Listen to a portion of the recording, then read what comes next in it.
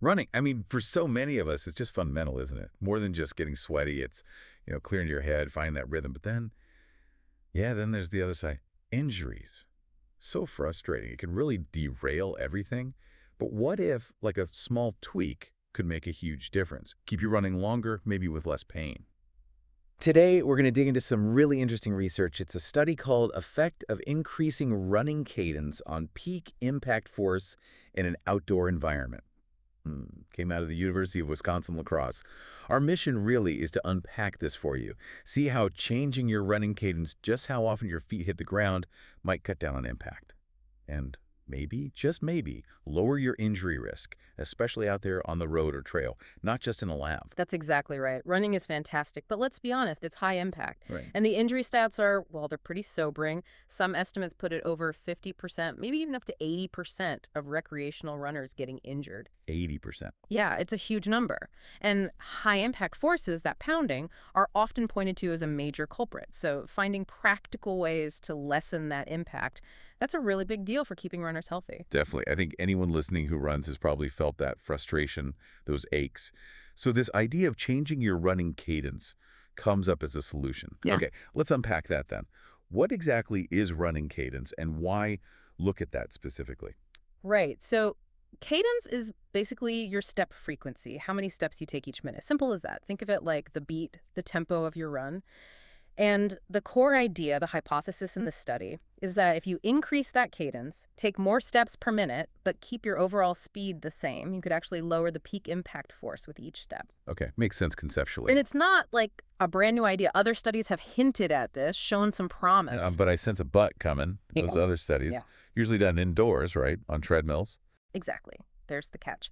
Labs are controlled, which is good for some things, but treadmills can change how people run. Some research suggests running on a treadmill might make you naturally increase your cadence a bit or shorten your stance time compared to running outside.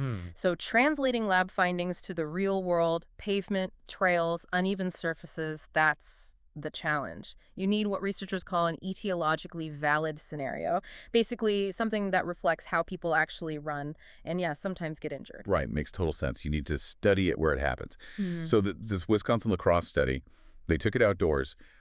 How did they set it up? Who were the runners? Yeah, it was what's called a repeated measures, quasi-experimental design. They recruited 15 recreational runners, 8 women, 7 men. Average age was around 23, 24, running about, 16 or 17 miles a week on average. Pretty typical recreational runners. Okay. And importantly, they screened out anyone with recent injuries or pain while running or anything else that might affect their gait. They wanted healthy runners as a baseline. Got it. So healthy runners, outdoors. How did the actual experiment work? What did they have them do? It was pretty neat, actually. Each runner did 2 separate runs about a week apart. Both were 2.4 miles on a flat, straight road, outdoor environment.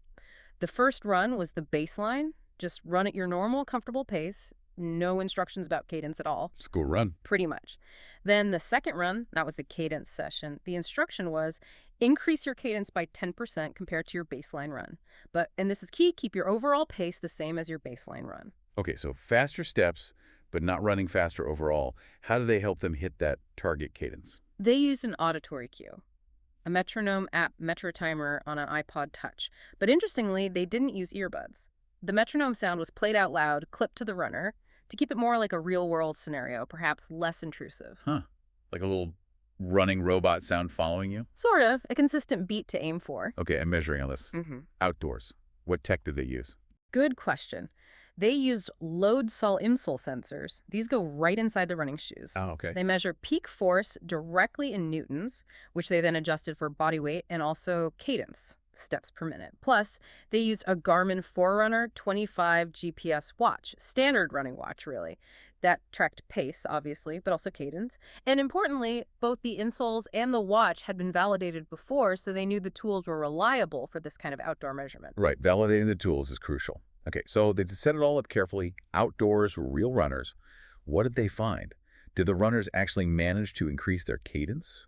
And did it change the impact? This is where it gets really interesting. It really is. So first off, yes, the runners did increase their cadence. On average, they achieved about a 7.3% increase. Specifically, their average steps per minute for 1 foot, that's unilateral cadence, went from about 83 SPM at baseline up to 89 SPM in the cadence test. So not quite the full 10% target, but still a solid jump. Exactly, and it was statistically significant with a high effect size, meaning it was a real, meaningful change, not just random variation. Okay, that's step one, they changed their cadence. But the big question, did it affect the impact? Yes, it did. And this is the core finding. That roughly 7% increase in cadence led to a simultaneous decrease in average peak impact force by about 5.6%. Wow. Yeah, the actual numbers went from about 2.5 times their body weight down to about 2.4 times their body weight per step. That sounds significant, even if the percentage seems smallish, hitting the ground with less force each time. It is significant biomechanically speaking. Oh. Reducing that peak force, even by 5–6%, adds up over thousands of steps in a run. Another interesting point. They checked if the force changed between the first and second mile of the runs. Oh, like, did people get tired and sloppy? Potentially, but they found no significant difference in peak force between miles in either session. The effect seemed consistent throughout the run. That's good to know. Consistent effect. And one more practical takeaway. Both the fancy insoles and the regular Garmin watch picked up similar changes in cadence, which suggests, that the kind of tech many runners already have or can easily get can actually work for this kind of gait retraining outdoors. That's huge. Makes it accessible, not just something for a lab. Okay, so we see the effect. Higher cadence, lower impact force. But why?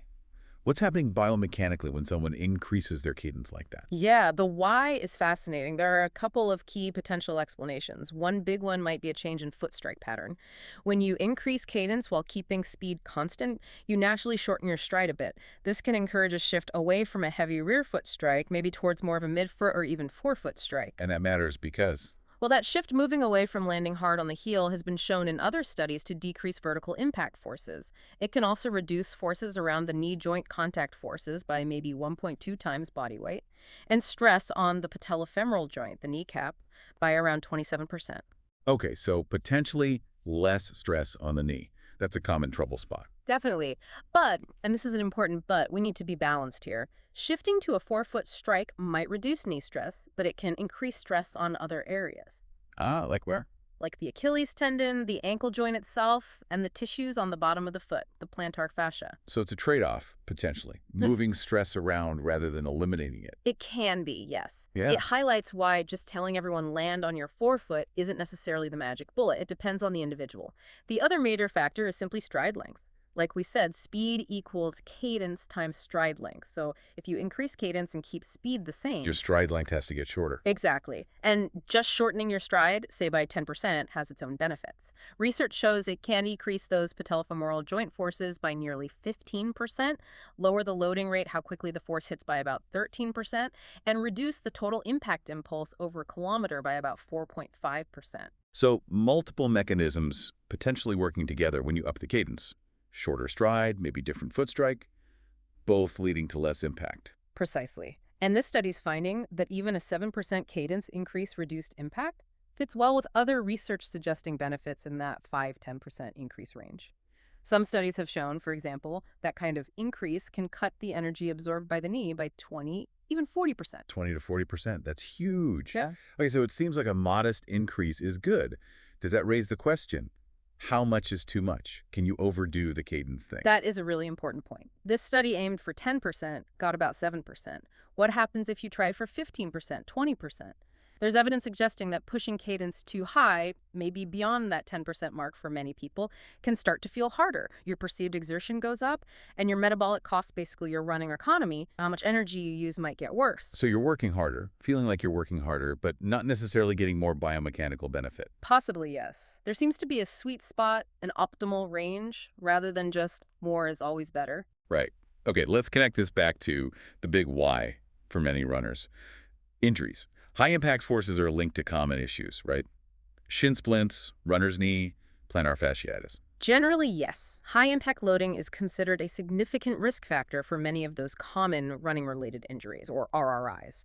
Things like medial tibial stress syndrome, shin splints, Achilles issues, plantar fasciitis, patellofemoral pain, they're often associated with repetitive high impacts. So lower impact should mean lower injury risk.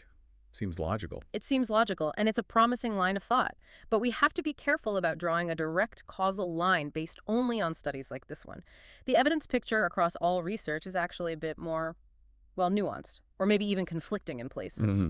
Well, for example, there was a study by Simonik and colleagues that looked at runners' preferred cadence, just their natural step rate, and they didn't find a clear link between that and whether they got injured. And another big review, a meta-analysis by Venata and others, found kind of inconsistent results linking peak impact force to overall injury risk. They also noted limited evidence specifically connecting a lower step rate to shin injuries, for instance. Huh. So it's not quite as simple as higher impact always equals injury, lower impact always prevents it. It seems not quite that simple, no. Injury development is complex. Training load, recovery, biomechanics, strength, maybe even genetics all play a role. Impact force is likely one important piece of the puzzle, but maybe not the whole picture for everyone. Okay, that's a really important clarification. So while this study shows we can reduce impact by increasing cadence outdoors, we should see it as a potentially positive biomechanical change, but not necessarily a guaranteed injury prevention fix on its own. That's a very good way to put it. It warrants further investigation, absolutely. We need more long-term studies directly tracking injury rates in runners who modify their cadence versus those who don't. Right, those big long-term perspective studies are needed to really nail down the prevention aspect. Exactly. They're tough to do, but crucial. Okay, but focusing on what this study did show strongly, the feasibility. It suggests that, using a simple tool like a metronome app, maybe even just your GPS watch cadence alert, Yeah. you can successfully modify your cadence while running outside. That seems practical. Absolutely. It shows this isn't just a lab trick. It's potentially a useful tool for regular recreational runners looking to maybe fine-tune their form. And, as mentioned, maybe particularly relevant for groups like military personnel who do a lot of outdoor running and marching and have high injury rates. Offering them a simple cueing strategy could be beneficial. Makes sense. Now, you mentioned limitations earlier. Every study has them. What were the key ones here we should keep in mind? Right. Important to be critical. First, as we noted, they studied healthy runners. How these changes would affect someone already dealing with an injury, we don't know from this study. Might be different. Good point. Second, it's outdoors, which is great for realism, but means you can't control everything. Wind, temperature changes, maybe a slight variations in the road surface, even traffic noise. Those could have had some small, unmeasured effects. Unavoidable, really, in the real world. Pretty much. Third, the sample size 15 runners is relatively small. It's enough to see a significant effect here, but larger studies give you more confidence that the results apply broadly. And finally, they measured the immediate effect. They didn't track these runners long-term to see if they actually kept the higher cadence without the metronome constantly reminding them. There is some research suggesting people can retain cadence changes for maybe a month or so after training, but long-term retention really needs more study. How do you fade the cue effectively? Right. Does the change stick? That's key for practical use.